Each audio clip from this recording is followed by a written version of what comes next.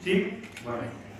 Bueno, queremos agradecer a los organizadores que hayan abierto este espacio para poder discutir, dialogar en torno a Paulo Freire. Nos parece que estamos en un momento donde Paulo Freire es particularmente necesario. Por otra parte, Paulo Freire insistió en varias ocasiones que no se trata de reproducir su pensamiento, sino de reinventarlo. Creo que varias de las ponencias que se presentaron van dirigidas precisamente a este sentido, de cómo reinventar, cómo pensar hoy en día el pensamiento freiriano. Por otra parte, nosotros formamos parte de un colectivo zapatista, llevamos ya tiempo trabajando en educación de adultos, sobre todo en comunidades indígenas, y nos hemos dado cuenta en este tiempo cómo muchas veces se hace un uso de Paulo Freire. Es decir, cómo también a lo largo de la historia se ha establecido un cerco para neutralizar a Paulo Freire. Finalmente, Paulo Freire hace un planteamiento político radical y, en buena medida, ha habido un trabajo para evitar que ese planteamiento de transformación, de liberación, se lleve a cabo.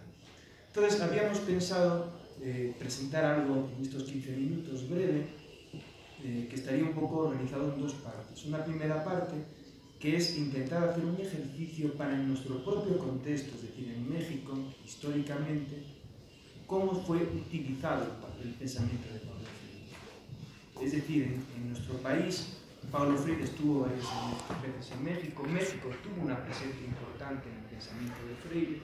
Freire tuvo una presencia importante en la política educativa mexicana, pero en dos sentidos. Hubo un Freire que logró abrirse espacios y que nosotros encontramos una continuidad entre esa palabra freiriana y algunos aspectos de la política actual, como en particular la apuesta zapatista, pero también hubo toda una política institucional por convertir a Freire en otra cosa. Entonces nos gustaría platicar un poquito sobre esto y finalmente, para terminar, si nos da tiempo, hablar muy brevemente, ¿no?, de cómo estas conclusiones las intentamos trabajar en nuestra propia práctica educativa local.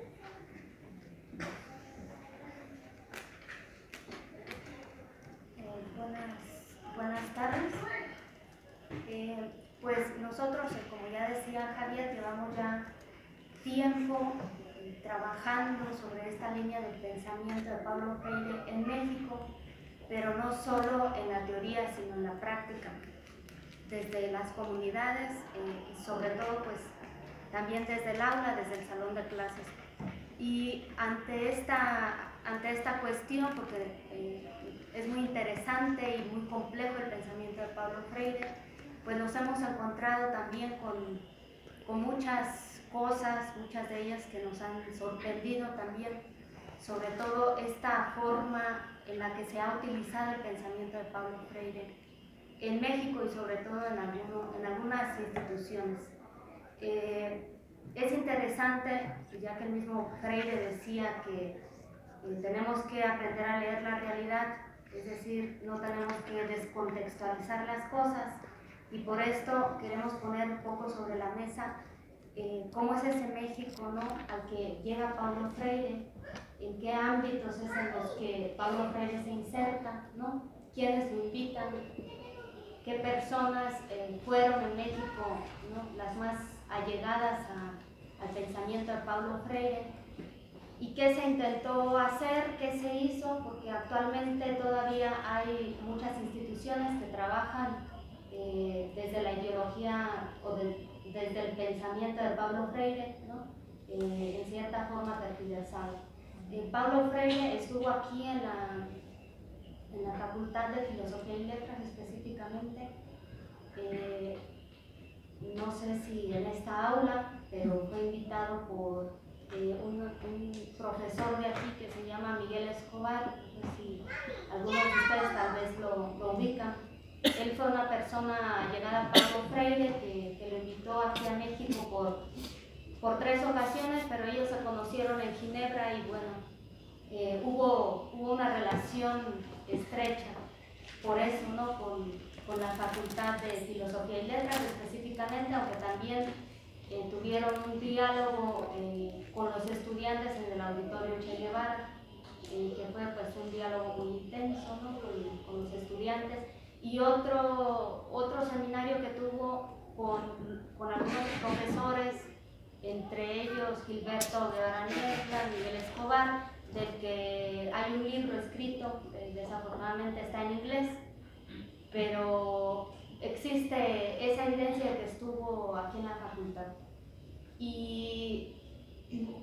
Pero el arribo de Freire a México se da principalmente por una institución, bueno, por un centro, porque no es una institución como tal, por un centro que fue muy importante dentro de la educación y dentro de Latinoamérica y bueno, a lo mejor a nivel internacional, que tuvo una presencia muy fuerte, que fue el CIDOC, el Centro Intercultural de Documentación, que está en Cuernavaca, que estuvo en Cuernavaca porque se cerró, y del que estaba a cargo Iván Illich, que era un personaje muy allegado a Pablo Freire, y que incluso cuando Pablo Freire estuvo preso,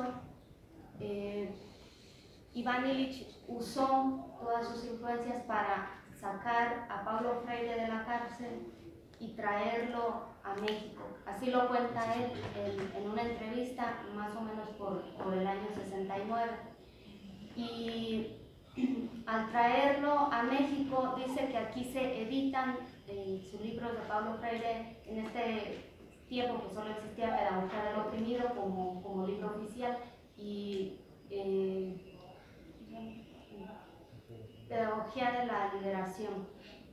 Esos dos libros fueron traducidos aquí en México al español y a otros idiomas, y de aquí de México se hacen extensivos, ¿no?, a otros países y se da a conocer el pensamiento freiriano, porque pues Iván Illich era un personaje que tenía una gran influencia a nivel internacional.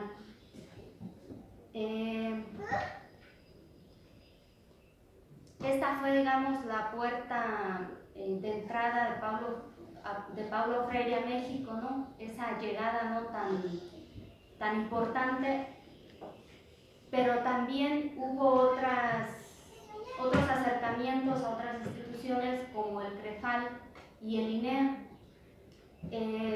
También en el CREFAL estuvo por el 69, el 70, y en el INEA ya muy posteriormente, más o menos por los 80. Por los 80 fue cuando estuvo también aquí en la Facultad de Filosofía y Letras.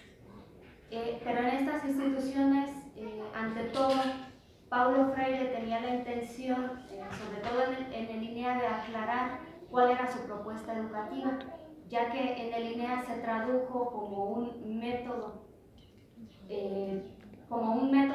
técnico, digamos, para la alfabetización de adultos, que se titula La Palabra Generadora. Entonces, la entrada a México por estas dos instituciones, que todos sabemos que en México llevan la batuta, ¿no?, en la educación de adultos y en la alfabetización, pues es ahí donde se coloca el pensamiento de Paulo Freire, pero de una forma totalmente desnaturalizada, porque tomemos en cuenta que Paulo Freire fue una persona que se tuvo un exiliado, ¿no?, político, que se tuvo que venir que tuvo que salir por muchos años y que no podía regresar a Brasil por cuestiones políticas, entre otras, pues por promover entre los campesinos esa conciencia crítica. Entonces, se hizo un uso de este pensamiento de Paulo Freire, no sabemos bien si con buenas o malas intenciones, pero se hizo un uso de esa propuesta. No sé si quieras comentar. Bueno, sobre todo hacer un poco de insistencia, ¿no?, en esta idea. En el caso de México es paradigmático. Como por una parte, primero, México fue importante en el pensamiento freiriano. En cierto modo fue gracias al CIDOC y al trabajo de Illich que se creó un seminario, un taller donde un trabajo muy intenso con otros investigadores, pedagogos de todo el mundo, antipsiquiatras, etc. donde de algún modo el pensamiento freiriano se tradujo y se transcribió para presentarse ante otras lenguas y en otros países. Ese paso fue muy importante, fue un paso previo muy importante para darse a conocer en otros contextos. Y por otra parte, como el México postrevolucionario, ¿no?, necesitaba justificar una política educativa, ¿no?, que al mismo tiempo les permitiera todavía presentarse, ¿no?, como una política revolucionaria y al mismo tiempo mantener atada esa política para que realmente lo significase una transformación, ¿verdad? Dado que también el pensamiento de Freire en ese sentido suponía un peligro para el propio Estado. Entonces es muy interesante, y de eso podríamos hablar bastante, ¿no?, cómo hubo instituciones en México, en particular el CREFAL, que era una institución que dependía de la UNESCO y que tenía su centro en Pátzcuaro, y que además trabajó sobre la mayor parte de las comunidades indígenas del centro de México, ¿no?, con la idea de provocar una aculturación. Y por supuesto el caso de Linea, lo mismo, que lo que pretendieron alfabetización, sobre todo para cubrir estadísticas, ¿no?, y finalmente forzar una dependencia de las poblaciones hacia el Estado, cómo esas instituciones utilizaron de manera descarada el pensamiento de Freire. Y académicos, con libros, a día de hoy todavía se consideran freirianos, cuando en realidad si uno hace un análisis, ¿no?, de su trabajo, uno se da cuenta de que realmente lo que hicieron fue perjudicar muchísimo a la población. Utilizaron a Freire para llevar a cabo toda una política educativa plenamente freiriana. Eso hoy en día se sigue haciendo, y algo que quedará, porque no da tiempo, ¿no?, tenemos el tiempo encima, como interrogante, ¿no?, y que sobre todo queda planteado un diálogo muy interesante que tiene Paulo Freire e Iván Illich en Ginebra, ya los dos muy mayores, donde de algún modo Iván Illich le plantea a Paulo Freire unas críticas muy fuertes y le viene a decir: ojo, Paulo Freire, ¿en qué medida tu pensamiento, tu planteamiento, tal y como tú lo planteas, tal y como tú lo escribes, no lleva implícita la posibilidad, ¿no?, de que sea mal utilizado? Es decir, de que finalmente cualquier persona puede utilizar el pensamiento de Paulo Freire justo para conseguirlo. Y bueno, y podríamos hablar un poquito de esta misma experiencia, ¿no?, ya desde nuestra propia práctica educativa en comunidades hoy en día, pero esto es un poco lo que querríamos plantear, ¿no? En el caso de México, Freire tuvo una presencia muy importante. Hay un hilo conductor que nos lleva del CIDOC del 69 al zapatismo actual. Hay un hilo conductor subterráneo, ¿no?, que mantiene unido el pensamiento freiriano y que lo vincula con las escuelitas zapatistas, pero también hay una imagen visible, pública de Paulo Freire que se mantiene hoy en día y que prácticamente obstaculiza cualquier otro tipo de interpretación institucional que se está dando en nuestro país y que tiene que ver con un Freire absolutamente castrado, es decir, con un Freire que se ha convertido en técnica y que ha perdido toda su dimensión política. Bueno, pues esto sería todo.